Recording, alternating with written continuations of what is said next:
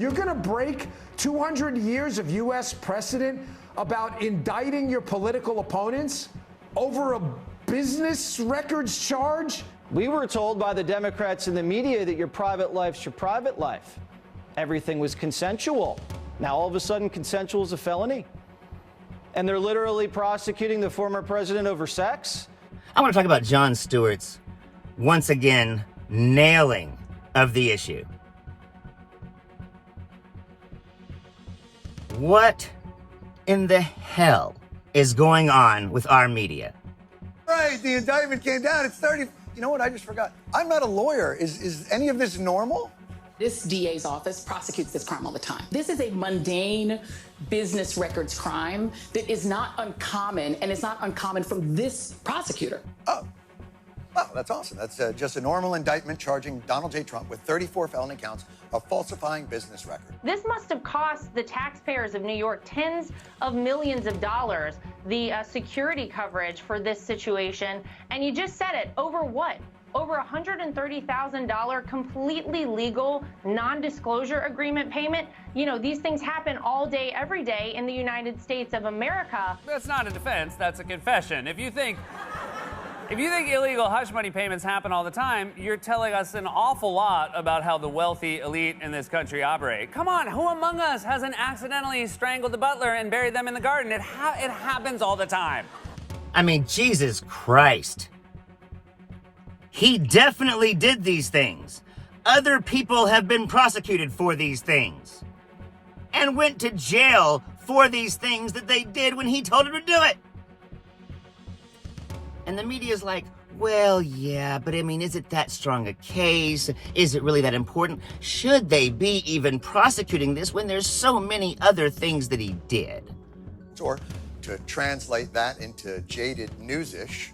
Do you see anything new in there today that you didn't know?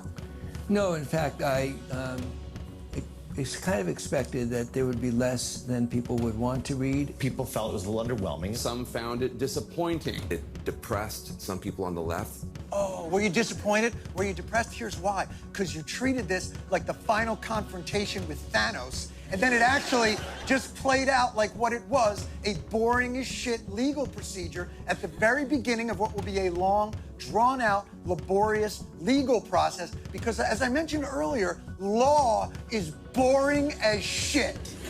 Should we not make the murderer pay his parking tickets, even though he's also being prosecuted for murder?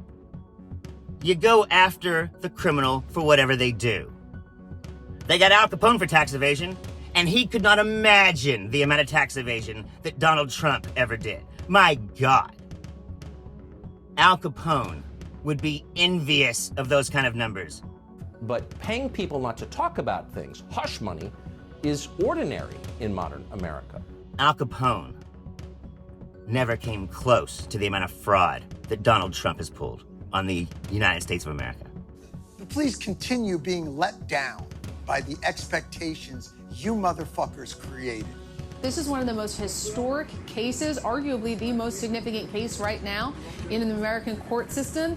It appears to be built on a pretty shaky foundation. It's a bubble case. It's not a slam dunk. Commentators across the spectrum are saying, boy, there's really not much in here, raises all kinds of questions about the legal theory behind this case. An unimpressive document. Right, because it's not the trial. You're thinking of the trial part. It's like if you look at a recipe for apple brown Betty and go, butter, apple, cinnamon, I don't know, I'm underwhelmed. This isn't delicious at all. Yeah, because it's fucking paper. It's the recipe. It's not the game, it's the roster. And by the way, only our media, those cloistered, short attention span, own ass spelunking. No? Defenders of democracy. Find a president paying hush money to a Playboy model and an adult film star and then cooking the books to help himself win an election. Underwhelming and boring. A lot of criminals do a lot of different stuff. Alvin Bragg's just the guy that got the balls to do it first. But if you want to prosecute all of his damn crimes, I'm down. Let's get to it. Well, this is the weakest one. Fuck off. I'm sorry I'm so upset, but please help President Trump. If you can afford $5 or $10, if you can't afford $1, fine, just pray. Pray for this country, pray for this president, and if you got any money to give, give it. LindseyGraham.com, it doesn't go to me, it goes to helping this president and taking back the Senate. It doesn't go to me. It goes to the billionaire with the golden toilet and the private plane. By the way, does anybody, and this is just an off-topic thing, did anyone think $130,000 to Stormy Daniels seems a little light? Is that, in this economy, in this month?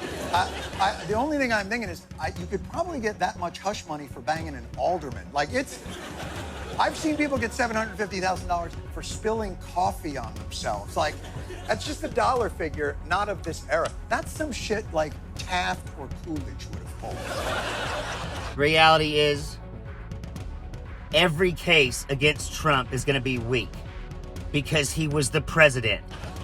Coolidge would have been like, how about $130,000 or perhaps a Model T? But I'm sorry, I interrupted you. Because he's got a team of fucking pit viper lawyers. A lot of them seem to be fucking moronic. But I assume for this shit, he's gonna get some good ones. And the media, owned by corporate America, and we all know who those people are, the richest in America. We know where their loyalties lie. Corporate America is on board with the Republicans, so they shill for Donald Trump. ABC, CNN, Fox, it doesn't matter. Is it owned by a massive corporate entity? Because if it is, you bet your ass they're on board with the Republicans. One person we have not heard from is Senate Minority Leader Mitch McConnell. Now, he is still in recovery after that fall. But talk about why the silence of Mitch McConnell, fall or no fall, speaks volumes.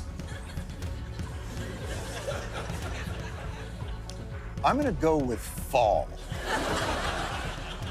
Let me ask you, coma or no coma?